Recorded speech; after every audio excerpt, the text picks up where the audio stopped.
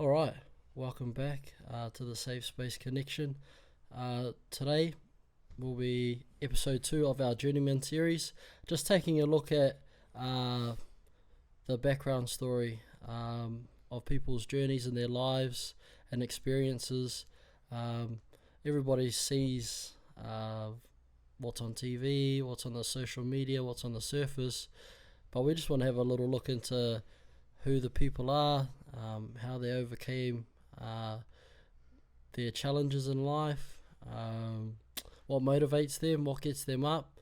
And we're privileged today to have on the show none other than Josh Curran, the best back row at the Warriors. Cheers, boys. Thanks for having me.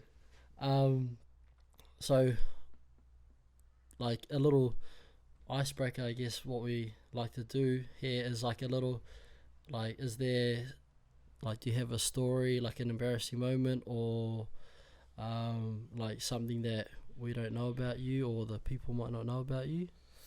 No, not really. I'm just a pretty simple man. But I just love my golf. It's just like that's when I probably after footy, like I just try to get on the golf course just to get away from everything and just clear the mind. Gun. A lot of footy boys like their golf, eh? Yeah, bro. Everyone loves it. But are you any good? Is the question. Bro, I'd like to think I am, but probably safe to say I'm not. What do you hit off? No, I haven't got a handicap. Oh, you don't? No. Alright, because Jordo, bro, he thinks he's like the best golfer going around. Like, and he's like super passionate about it, like to the point where if it's not footy, it's golf. And like now he's like had to take a back step because he's got a kid, and like now he has to stay at home. But he loves, bro. He gets out every opportunity that he can get. Is that like you? Yeah, so I'd probably on the days off and after training and that I just try to get on there, probably play like 9 holes, maybe 18 holes, but bro, I just kind of safe space. What is it about golf that I don't know that attracts like the footy boys or yourself? Bro, for me it's more like the so I go heaps with Jackson Fry, my best mate, and I don't know, it's just probably just getting away from everything, clearing the mind, and just enjoying it. And we just play some music while we're on the golf course and just talk a bit of crap and just try to hit good balls and that, but probably lose more balls than we hit. No, that's good, because I think it is like golf's a bit like that, eh? Like you're out there on your own, sort of like in your own mind. There's not many like noises or distractions going around, and you're just sort of like living and playing at your own pace. Yeah, bro. It's that's the main thing, because it's just more quiet, and you just, I don't know. Sometimes I go by myself as well, if I just want to just be by myself and just chill out, and that's probably the most important thing I just like about it. Just go by yourself, jump in a car, and just cruise around. Do you have you always played golf, or is that just like something you've picked up? Nah, so my uncles and my pop were real good golfers. So my uncle could have went to college for golf, but I don't know why he didn't decide to go. But so I've kind of pretty much been around golf since I was a little boy. I used to like go with my pop and my uncles to when they used to play, probably like when I was 6, and I used to always pick up my pop's golf balls. I don't know why, I used to always pick up the golf balls, and I remember my pop used to always golf with me, but the little tag along there. Little ball boy. Right, I used to pick up other people's balls and that, and they used to always golf with me. But yeah, man, I'd say I've pretty much been around golf my whole life. That's mad. So talking about your family, is it how many, like, are you one of? So I just got so bro, we're a pretty small family. I just got mum, dad, and my brother. My brother's older. He's 25. Yeah, 25, 26. Then I got 2 uncles. Then we got pop and my nan. Then 2 aunties. And actually we got 4 uncles. And but that's our whole family. So really? Probably about 15 people there. And because you grew up down in Sydney? Yeah. So I grew up in Castle Hill. Where's that in Sydney? So it's closer. Do you know where Rouse Hill is? No. It's probably like 15 minutes away from Parramatta. 20 minutes away from Parramatta. Westy. Yeah, so Yeah, it's out west, bro. Nice. What's it like growing up out there? It's pretty popular now. I liked it, but bro, I'm more of a water guy, so I was always over at the east, like Coogee and that. Yeah. So it's alright. Like all my mates are out there, but probably going to the beaches. It's a bit annoying. It's about an hour travel. That's a trek, eh? Yeah, it's like when I used to. Especially if you're doing like public transport and that. Yeah, so when I was at Roosters, bro, I used to catch the train, or when I used to drive, I used to leave like real early, bro, like 5:30 in the morning, because the M1, there's always traffic there, or someone always breaks down or a crash, and it would just back the whole M1 up for like 2 hours, man. And say if we started training at like 8, but I'd leave at like 5:30, but I actually put it like a bed in the back of my car. Oh, really? So like I'd just leave early, probably get there at like 6. And then have a nap. Yeah, and just jump in the boot and just sleep, bro. True that. Yeah. That's crazy. But a lot of it's not actually like not. It's pretty common for people like out west to commute all the way like over to the east just for like footy training and stuff, eh? Yeah, bro.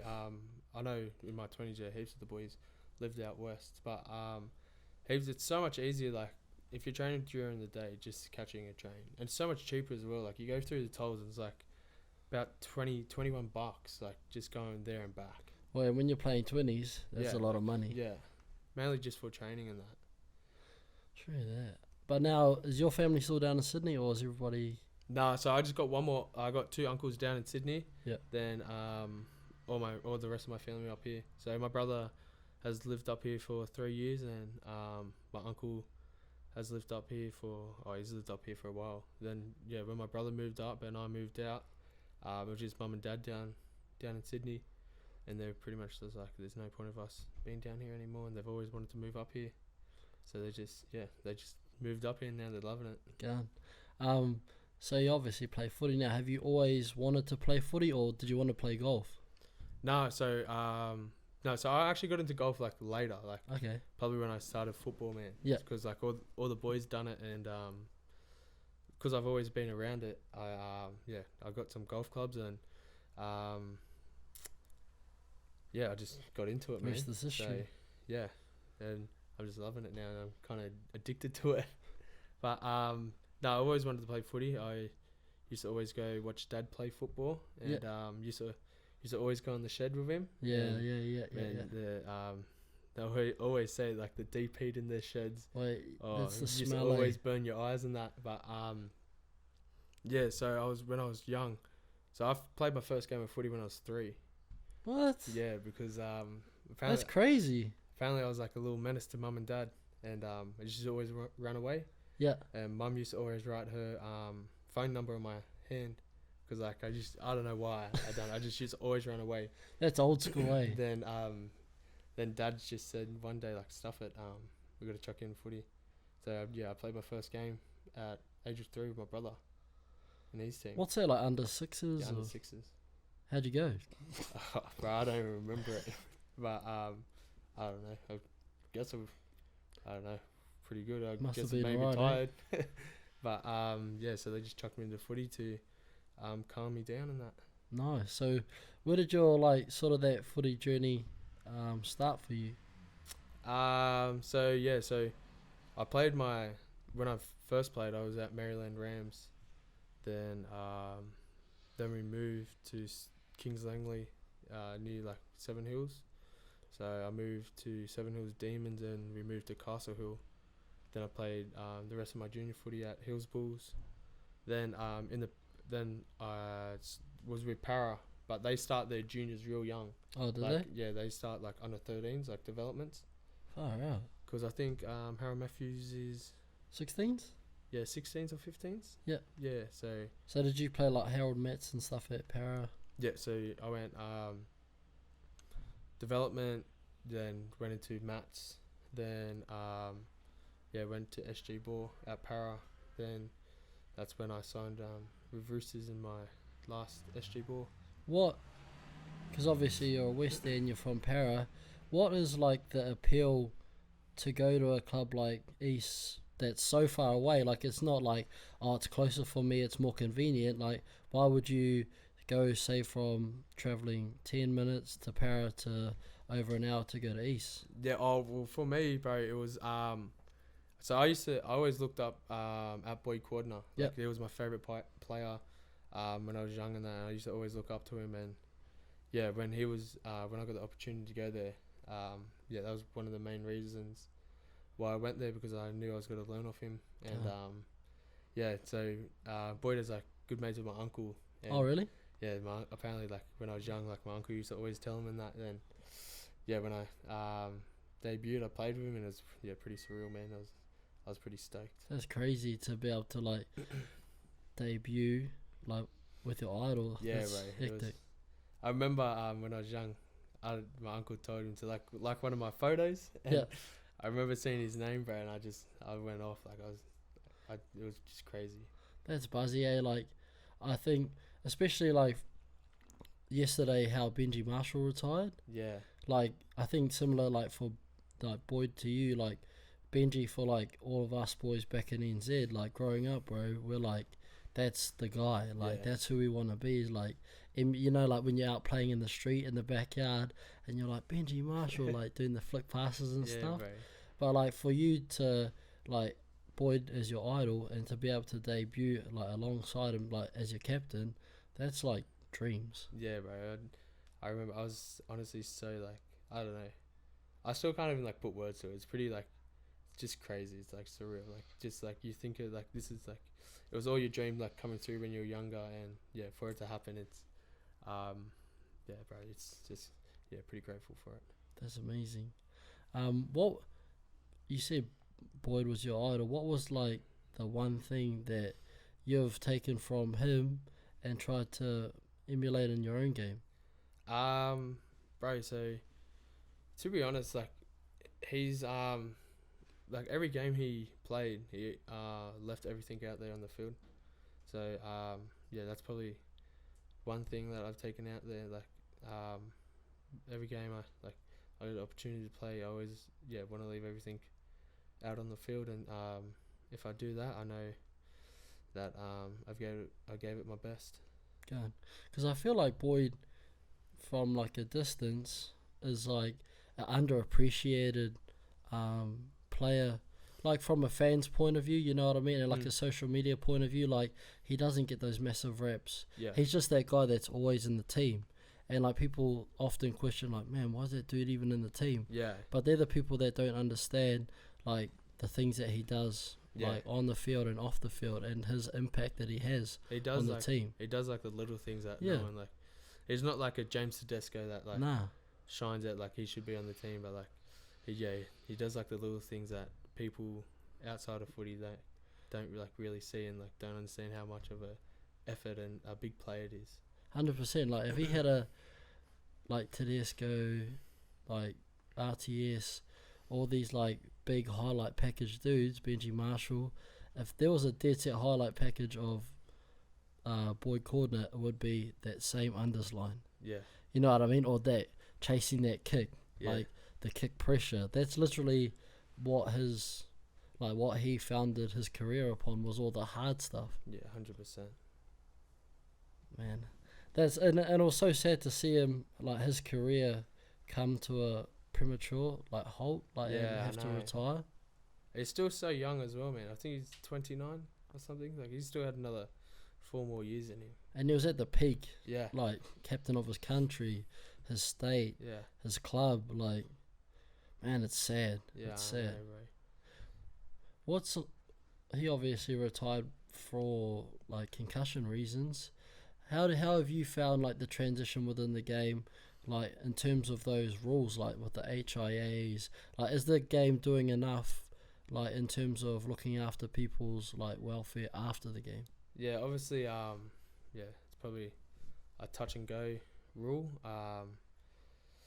I know when you get a concussion, they're like real strict on it now. They cut down. If it's a real bad one, they pretty much rule you out for the next week, anyways. Just to give you that extra week to recover. But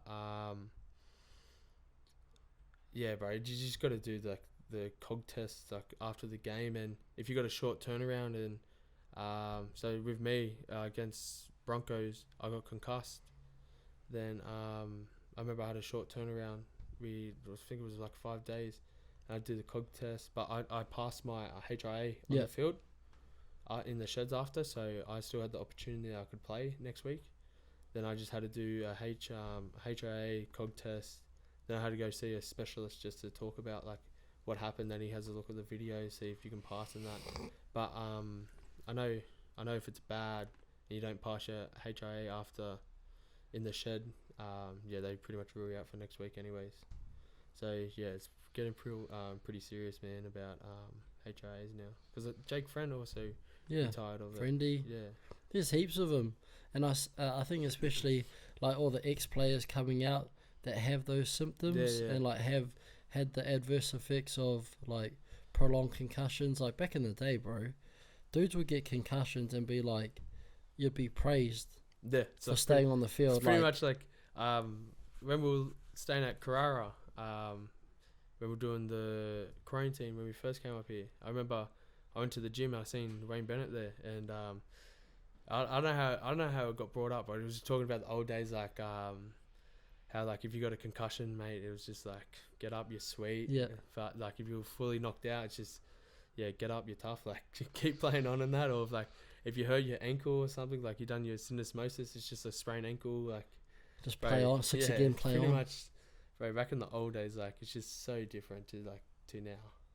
And and you've seen like with the whole head high like rule that came in this year, like it's very like I don't know, it's very touchy. Like it's a touchy subject at the moment within the game. Yeah, I don't know. The head high ones, that's me personally. I think I don't know. There's some calls out there that's just it's just dumb. Yeah, like honestly, like I've seen some of them, and you're just like, how like are you getting sent off for that? Yeah. Like you can like the dude's like a foot off the ground. How? What are you gonna do? Like just there's certain situations where you just can't prevent it. It's even like when I think the bad thing that's happening now with that rule is like you get hit around the shoulders, but it looks like it's a head high, and like players play for the penalties, and it's just like it just changed the whole momentum like of the game, or like just gives the other team advantages, and I don't know. For me, I just think it's I don't know what they're gonna do there, but it's just all over the place at the moment. But you knew that was always gonna happen. Like people were gonna manipulate the rules to get the results that they want. Like that's just what coaches have always done in the past, and that's like I don't know if that's the message that they're sending out there. But heck, if you're like if it's a draw, and you get like a 100%. One around like the shoulders, like out the front of the sticks, and it's the last minute, you're lying down, like you know what I mean. But it's just I don't know. It's sort of just it turned ugly there for a bit. Yeah, it did. I remember when they bring it in on Magic Round. And bro, they like there was like 18 sin bins that whole week. It was ridiculous. I remember it because I'm pretty sure we played on the Sunday. Yeah. And I remember we watched all the games, and before we left the ground our coach was just like, oh, boys, like, we got to be careful now. Like, it's a circus we just seen the whole, like, sin bin and that, like, and I think everyone actually got scared, like, going into the game, like, just, like, not scared, but just like, oh, please, like, I don't want this to happen. I don't want to be the one, like, to get sent off and that. But, yeah, man, that rule, that rule's kind of all over the place. It would be, like, a bit daunting, like, sitting there watching Thursday, Friday, Saturday, all these games, and dudes just getting marched every single game, and like some of them were just like soft, like but there's just they just bring the rule in, and when they bring a rule in, they just go hard on it, real hard on it. But then by the end of the season, it's like fizzles out. Yeah, Kick-out's still on the field. Bro, we watched that, and Jai's one of my mates from school. Yeah. And you just feel for him, like, I know. Honestly. And then because that was his first run, and then he gets like sent off, and I'm just like, man, that's sad. Oh yeah, he had like symptoms that way. Yeah, so he came back on, and then at half time, like, so he might have played 10 minutes, and then at half time he had those delayed symptoms, and then couldn't go back on, and Mate, that's your grand final. Yeah, I know. It's all, bro. It's all over the place, that rule at the moment. And I'm like, you're listening to the commentators and that, and they're like, oh, I wonder what's going to happen here. Is he like, because if it's consistent with Magic Round and like the If you get stance that sent they off, bro. took, see you later. Yeah, That's I not know. even 10, that's gone. Cent, yeah, Ah, but yeah, they're consistent for a little bit, then it just dies off. Then Yeah. that's what I think. That's what everyone gets angry at, man. Like they bring in these rules and they go real hard at it for like a month, then it just dies off. Then everyone's just like, well, a month ago, like if that happens, like you get sent off, then a month ago, you get 8 weeks. yeah, now you just pretty much just a penalty and that's Yeah. it. Have you, like, yourself, have you had any, like, major concussions or injuries, like, throughout your, like, life? Nah, bro. I've actually been pretty good. Luckily, touch wood. But no, I've had like, if I get like more injuries, like I've had like little niggles. Like this year, I'd done my elbow. I think I was out for about 3 weeks. I thought I hyperextended my elbow pretty bad, but all the ligaments were still attached in that, which was good. I just I think I stretched one of the ligaments and it just flared the elbow up. No surgery? Nah, so that's what I was fear of, because when it happened, I like got my arm stuck around and Leeson came through and like hit the inside of it. That always And it happens, just- eh? Bro, I just went. I honestly thought I snapped it. Then then we got scans and that, and luckily all the ligaments were attached. I think I tore something to it. I don't know what I tore in it, but I avoided surgery, which was good. Then I done it that week, and we had a bye week the next week, so I kind of done it at the perfect time. So Nice. it gave me that like extra week. Then I was in just one of the elbow braces for 2 weeks, and started moving again. But yeah, bro, I've been probably pretty lucky. No knees, no shoulders, no ankles, nothing Nah, like that. no. That's crazy to hear, man, because, like, not many people go throughout their, like, footy career, like, without having major surgeries or Yeah, anything I like know. that. It's pretty crazy now, man. Like the new rule, like speeding it up. Like there's been so many injuries this year as well. Just crazy, man. That's, like, I think now you're finally establishing yourself as a first grader. Does it feel like that? Yeah, it's kind of like, I was saying this to someone actually the other day. I think it was one of the boys. I was just like, bro, once you play that like first game, you kind of get an addiction of like you just want to keep playing each week. Yeah. Then once you, I don't know, I guess kind of just each game goes by, you get more like confident and just, I don't know, comfortable being out there. And yeah, that's probably lucky thing that probably one of my best years this year. And just each game I just got just got more comfortable and confident out there. That's what it looked like. Once like you got your opportunity, like it looked like everything started to click, and then you started to come into your own. And like, you know, when you're just starting out and you sort of like just do what the coach says, I'll just do my job, I'll just tick all the boxes. But then like once you started to get a few games under your belt, like you started like playing your own game, because you're not just like like run and tackle, you know what I mean, like role player. Like you actually got a bit of that Bala flair, you know what I mean, like especially for a back rower, like offloads and like running good lines, you know what I mean. Is that like, have you always had that in your game? Yeah, so right, it's been pretty weird. Like my whole career, like I've been back row lock. So when I go to lock, I kind of, it's like pretty much like a ball playing lock. Yep. So I kind of like playing lock because like you get to help out the halves and get to the bit of ball playing and that. But then back row is like he's more decision making and like running the lines. But bro, I don't know.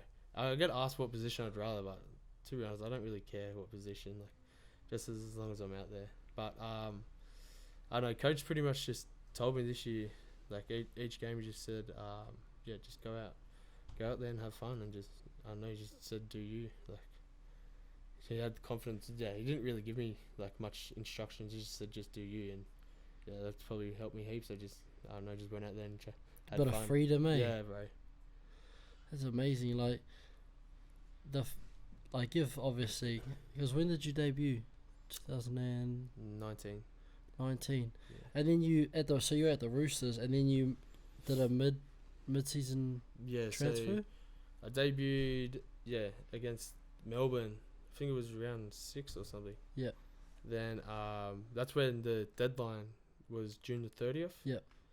And I remember that's when Warriors came over and they were interested, and they said, we want to get you here before June the 30th, and I got told on June the 25th. Then Damn, so you had less than 5 days to... Yeah, so I had pretty much 5 days to make a decision. Then I remember my manager said to me, like, oh, look, they're like pretty interested, like this could actually be like opportunity here. I was like, oh, I didn't really take much of it, and I was like, yeah, sweet, no worries. Then the next day they said, I remember he called me up and he says like, no, they actually want you like now. So I was like, oh crap, like I gotta make a decision here. Then I remember I went out for lunch with him and my dad, and we were just talking about like the opportunity, and because I knew Boydo and Angus, and that's when Satilli was coming through. Yep. I knew, man, it's probably gonna be hard to get a spot here. Yeah, because they were pretty young. Yeah, so I was like, oh, like I gotta pretty much take up the opportunity. Then because I'd never lived out of home, so it was like my first time moving away and that. So it's a new country. It's not like Yeah. we're just moving to a new suburb or a new town. It's a completely different country. yeah, so I remember I was pretty stressful, bro, because I didn't know what to do. I was like, oh, do I just stay and just wait to my opportunity, or do I go over there and try to like become a better player and create my own opportunity? Then I remember 27th, I met up with my manager again, and I was like, spoke to dad, and dad just was pretty much just like, mate, whatever you do, like we'll support you. But he also said pretty much take up the opportunity. Yeah. So dad and mum always like helped me with like, they've always been there with footy and that, dad especially, and he was pretty much just said, mate, like you got to think about this. This is like got to be like your starting point. Like take this opportunity up. Then came to the 28th, and I was just like, oh, I'll take it. Then I remember we called up Sully and said, yeah, we're going to sign. Then got released from Roosters. Then mum was happy, but she was more angry. She was like crying, and like she's like, oh, because I was the only person, I was the only one living at home. Yeah. Because my brother moved up here. Then mum was like, oh, she was like happy but like sad. Yeah, 100%. That's her last like baby leaving the home. Then I was so pretty much packed my bags up in a day, and the next day I was off to New Zealand. That's crazy how fast like things can change. Right, that's like, it's actually crazy with football. Like, you could be somewhere, then like, I don't know, 6 months later, like you could be in England or something. Like it's just like you're not cemented somewhere. Like if you get what I mean. What do they say? Success is always leased. It's never owned. It's and crazy. I think like that's crazy. Like in the space of 4 or 5 days, your whole life has changed. Like the plans that you may have had, like put in place for your career, has just at an instant just changed, and we're off to a new country. First time living out of home. Say goodbye to mum and dad. Mum's losing the plot. Like she doesn't want her boy leaving the nest. Yeah, and then what's your experience been from like touching down in New Zealand, and then like going through all this, like living in New Zealand, like getting the full Warrior experience, flying back and forth, to now being like a part of the circus that is like traveling interstate, like constantly changing with all this COVID stuff happening? Yeah, so when I first moved over there, when I was there, Jackson and Adam Pompey were there, so at least I I knew I was going over, and I knew Some people of the there. boys, yeah. So I moved. I moved over there. Then Dad came with me just for the week, just until I settled down in that. Then I lived in the Warriors house for about I don't know, probably a month. Yeah. Then Jacko was like, "Oh, come move in with us." So I moved in with him, which was better, just being around. Yeah, like just him being and around that. one of the boys. But bro, when I first went there, I actually love it. Like I actually miss NZ so much. But like I've always wanted to move out and like kind of live by myself and just be independent and that. So now that I look back at it, it's probably like the best thing ever because just helped me growing up as like an actual person and like pretty much become an adult and just focus on my own stuff and but when I moved over there, bro, I remember going to the Warriors facilities and I was like, oh crap, this is like mad. Like the facilities over there is so cool. Like everything's just at the stadium. Then I reckon the worst thing about it is just the travel, like going back and forth each week on the games. Like it actually takes a toll off your body so much. What like, and people always say like, they always say it when they talk about the Warriors, like they're like, that's the good and the bad thing that they have to travel, and then teams have to travel. That's why they say it's such a hard road trip, because you got to travel, a minimum 3 hours to get there and to play and then to fly back. But for you guys to be traveling like every second week, has it been easier since you guys have been based in Australia? Oh, 100%. I think that's what everyone's kind of happy for, that we don't have to travel as much. Obviously, we've been still traveling around the state with all this COVID stuff, but it's nothing compared to the 3-hour flights. Every single week, eh? Yeah, it's like you'd play. It's like, say if we had a Saturday game over in Oz, then if we had to come back over here, like we'd fly back on Sunday, have Monday, Tuesday. Then if we play like Sunday, we'd train Wednesday, Thursday, then fly out Friday. You'd almost get to the point like, is it even worth us living in New Zealand? Yeah, like we spend most of our time in Australia. Like you come home, like I'm sure some of the boys would like kiss their partners and their kids, stay for a couple of nights, and then off again for another 4 or 5 days. Yeah, it's pretty crazy, man. It's it's actually, it did take like a big toll on your body just with all like the traveling and that. But I don't know, I guess that's part and parcel of playing for the Warriors. So next year you guys are based in Redcliffe for the entire year. Is that correct? Yeah. So we had a meeting and we're just like we just pretty much said like, what do you want to do? Then they pretty much said this is the two options: is either go back home or just base ourselves in Redcliffe for 12 months, no matter what happens. If COVID goes away, just still stay in Redcliffe. And I think everyone was just a bit like, oh, back in Aussie again. But bro, it's probably the best thing, hey, because like if we went back to NZ and another outbreak happens, then we have on the move again. Yeah, then we have to pack up and move again. Then if all the wives aren't allowed to come over, it just causes a big hoo-ha. Yeah. But so we're just pretty much based in Redcliffe next year for the whole 12 months, no matter what happens. I guess that's nice, like finally for you guys as a playing group to have like some sort of like solidity in what you guys will actually be doing for the next year. Like you're not, it's not on the back of your mind like, am I going to be sleeping here tonight, or are we like, you know what I mean? Like it's not like there's not always that question mark about, are we going to be moving? How long are we here for? Like now you guys literally know, like you guys know now that you'll be here for a year, so now you can plan like what you guys can do, like you have a bit of security and stuff. I think that's the main thing. That's that's why we've done it as well. Just let everyone know that we're here for 12 months, like no matter what happens. Because like this year, because we done a split pre-season. So us Aussie boys, when we came back here, we weren't allowed to go back to NZ. Oh, you weren't? No. So we had to do a split pre-season. So and the Kiwi boys done pre-season over there, and then we done the pre-season over here, and but we had to go down to Kiama and live there for 6 weeks or 5 weeks, whatever the block was. Then once that done, we moved to Tamworth. Then we were there for a month.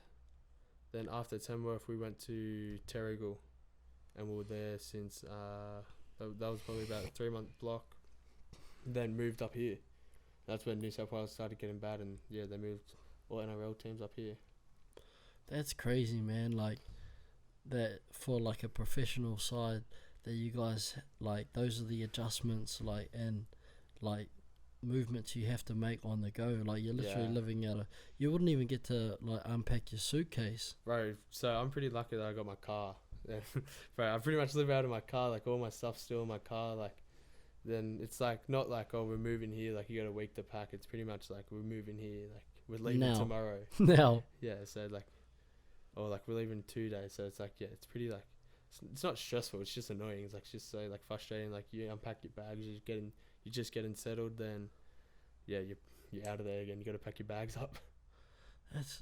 it's honestly it's a roller coaster watching, and like you can only I was saying this to Jermaine, like you can only take your hats off to you guys, like as a supporter and a fan of the Warriors for like the sacrifice that you guys make. And there's a lot of those dude like trolls and that out there like that are talking shit and that, and you know what I mean, like and like disregarding the fact that you guys are humans and like you haven't signed up for this, you know what I mean?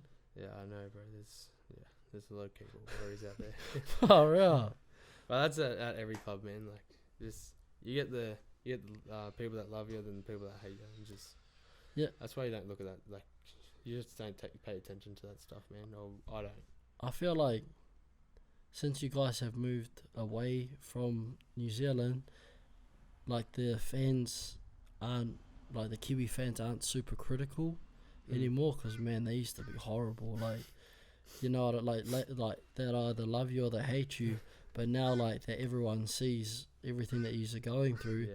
Like everyone's like they're more chilled, like they're more supportive, Yeah. which is kind of ironic because they're supporters. You know what I mean? Like they're not. Like I've seen the stuff like with Walshy and that like recently, and like you see the stuff like on social media and that like there's actually not that many people like bagging him out as they would have in the past. Like 100%. they realize like that he's a young kid and they're just like supporting him as like a fan base and as a club instead of like tearing strips of him like everyone else. Well, bro, I know I used to know a couple of players that like used to like play a game, then like go to the comment section and just like read the comments. And I know like some players they used to actually get like full down and like full depressed and like actually used to rattle them. But yeah, for me, bro, like I don't really care, man. Like people can say what they say, like it doesn't bother me. Like they're not in my shoes or anything. Is that like a legitimate thing within the boys, like people like reading the comments and actually like buying into them, or not really? Oh, I think it's more like it's not like they actually want to see the comments. It's more, I think it's more like what they say about them that like they look at, like.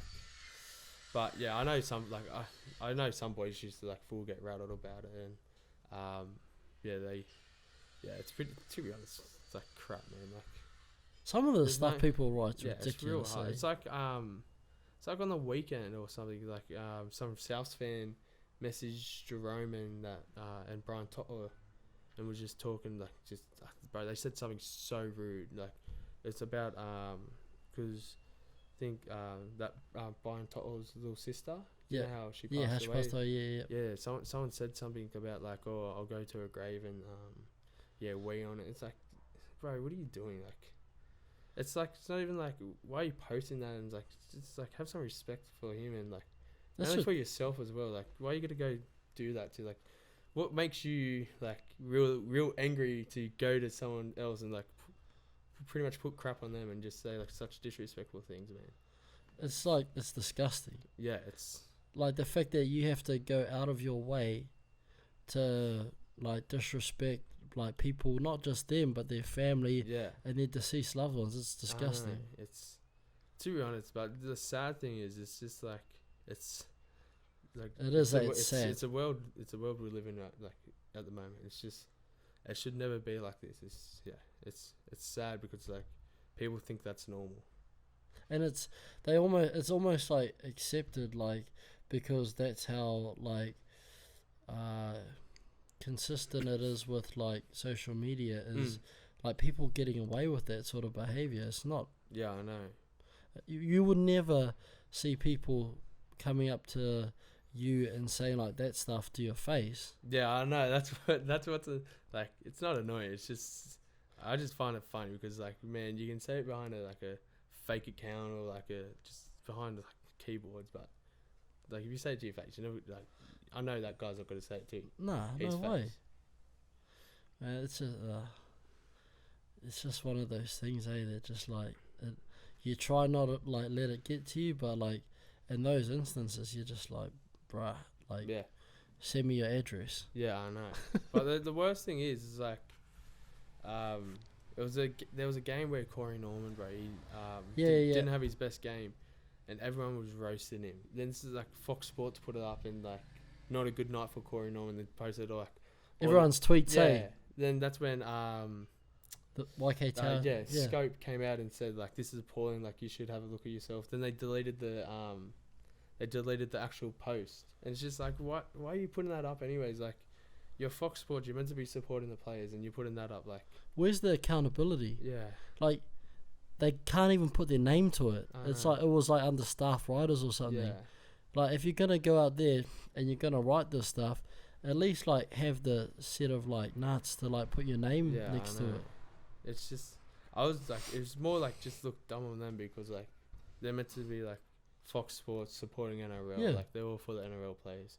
Then they put that up, like Corey Norman having a bad game. Then like all the tweets that are getting put up. It's, bro, what are you doing?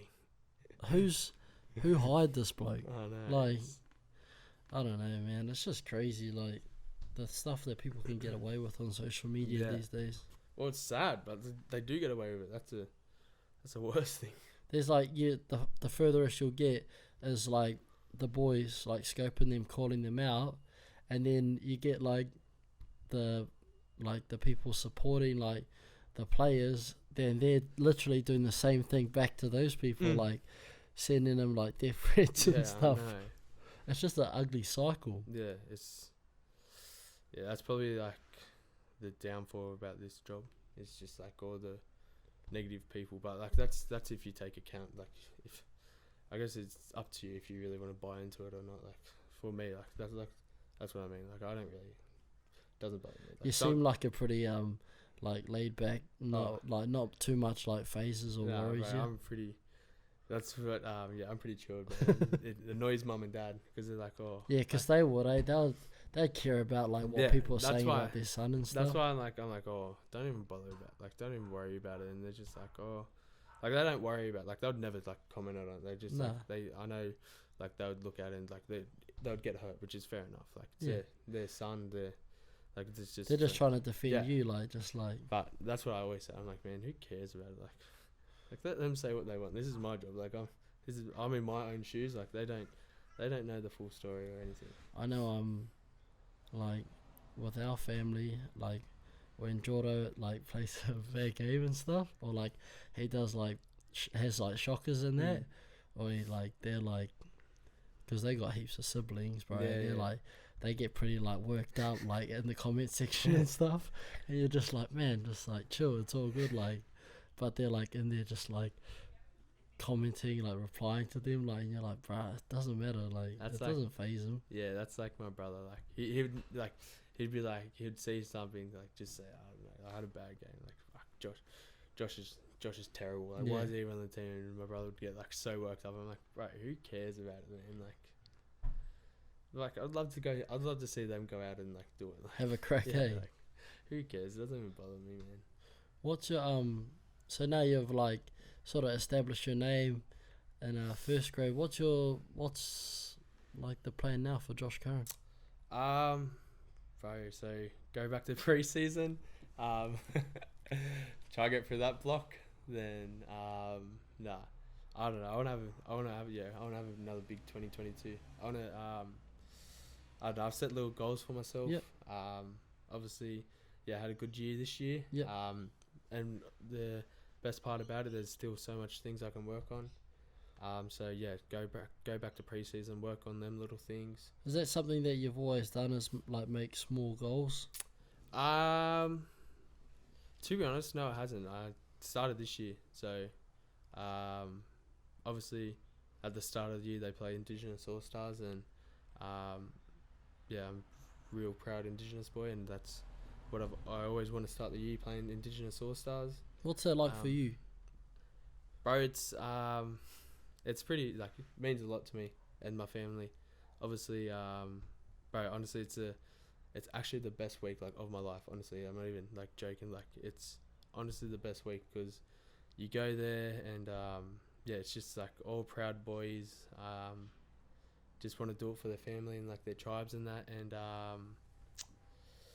yeah, just, bro, you go out there, represent your tribe and your family, then It's a beautiful opportunity for you guys to like reconnect and like ground yourselves with who you are, your people, and where you're from. Yeah, that's during the whole week, bro. We actually learn like more about your culture, and like you go around and, bro, you learn about people's stories. It's like, so we done a activities, like, so there's a big room and there's lines, and one end was like you don't know much, then the other end was like, oh, you know heaps, and they'd be like, oh, how much do you know about your Aboriginal side? And a few of the boys, like heaps of the boys would go like split up, like heaps would be like, yeah, I know heaps, or some would be like, no, I don't know much, but Jermaine. yeah, well, but that's the same with me. I don't know, like, I know a bit about my Aboriginal side, and but it's a bit hard, man, because like when you go talk to the elders, they get real sensitive about it. So it's kind of just like, it's a real touchy subject. So they've actually got people that are willing to help you experience and like find out more about your side of your family, like what happened, and just pretty much the whole story about your family and how you were here. I feel like it's a massive conversation that needs to be had in this country, like being able to, especially for you guys, like the younger, like, you know how they talk about the elders past, present and future, like these are the future. Yeah. Like, it's a massive conversation for you guys to be able to like connect with the elders from the past and be able to bridge that gap so that you guys like can move forward from all the shit that's happened in the past. But it's like I said, it's such a touchy subject in that, and it's pretty sad, man, like to actually like not much people, like you go to some people, like you go to majority of the Aboriginal people, and like you just be like, oh, what's your story? And they'll be like, man, like I can't tell you. I can put pieces together, but I can't actually tell you the whole story. It's like some boys at school, like, oh, what's your totem, like, where are you from? And they're like, oh, like, I don't know, like, I haven't been told anything, like my grandparents or my great grandparents or whatever, like, they never told my pop, or if you go ask your pop or something, like, they get too sensitive and they just don't like get it's into not passed on, eh? So I think they're trying to really starting to get to each one of the boys' stories, and trying to help them find out about more of your culture. But that's what we do in camp. It's like, that's why the camp's so good, because you find out more about yourself and about your culture. It's like I found out like more about myself and that just being in them camps, and it's just like listening to the boys' stories and what, like, seeing the boys, how meaningful it is for them to be Aboriginal, and like telling the stories, and the boys get like teary in that, and it's just it's something special, man. It's amazing. Like, so I'm Māori and I'm from New Zealand, and it's a different, like, it's different, man. Like, in our like separate countries, like 100%. The way that the people are viewed are similar, but man, we didn't have it nowhere near as bad as you guys. And like, I just take my hat off to you guys, who are the future leaders of the Indigenous community, and the effort that you guys are putting back in to the next generation, so there's not like that massive gap between the past and then the present. I think that's something that I want to try. So I want to try. That's like hopefully at the end of this year or at the start of next year. Go to Darwin and just go see like all the indigenous boys, like the ones that are going down the wrong path or get into trouble, and just just go like over there for a week and just. Bro, I reckon it'll be a big eye opener for 100%. yeah, just to see like all them Aboriginal boys that are like getting into trouble and just getting down the wrong paths and that, and I know kind of be like a little mentor for them. Can, that's cool, man. Honestly, I respect like all the boys that are doing that for the indigenous community, like using their platform to better the next generation, because there is a lot of like work that needs to be done, and it's good to see you guys putting your hands up and being willing to do that. Yeah, well, that's massive. Like Latrell and Cody and Jack White and heaps of the boys. That's what that's what they do. They use it because their platform's massive. Yeah. Yeah, they use their platform to try to get the message around and that. Good on the boys. Good on the boys. So you talk about you always want to play that, and then what else have you like set yourself? But just to start 2022 off strong, and hopefully if I'm playing good footy, I want to try get in the squad for Origin, or even just get it named in there, or even just be in the talks or something. But bro, so just try to play consistent and good footy. Is it exciting, like with the signings that and the players that you guys have now? Is 2022 our year? Yeah, bro. Yeah, hope so. But with the new sightings and that, I'm looking forward to it, man. We gotta, bro. Our team on paper is like it's a gun team. It's just we gotta put games together, man. Like honestly, we could be a top 4 team next year. 100%. But even this year, we could have been a top 4 team. We just need to put games like an 80 minutes performance in and put games together. But with the new signing with Shawnee and that, man, I'm looking forward to it. Yeah. Well, I thank you honestly for coming on and taking your time out and sharing a little bit about yourself, who you are, and like especially about your culture, man, because that's who we are. Yeah, bro. 100%. Like being a proud Indigenous man, bro. That's who you are, and I commend you for like your willingness to learn more about yourself and more about your heritage, and then being able to pass that on and use your platform to affect the next generation of Indigenous kids and put them in the right direction. Yeah, bro. Well, that's what I want to try. I want to try to do, and I think that's what all the Indigenous boys want to try to do. Thank you. Well, that's us for this episode of the JourneyMan. We'll catch you on the next one. Thanks for having me.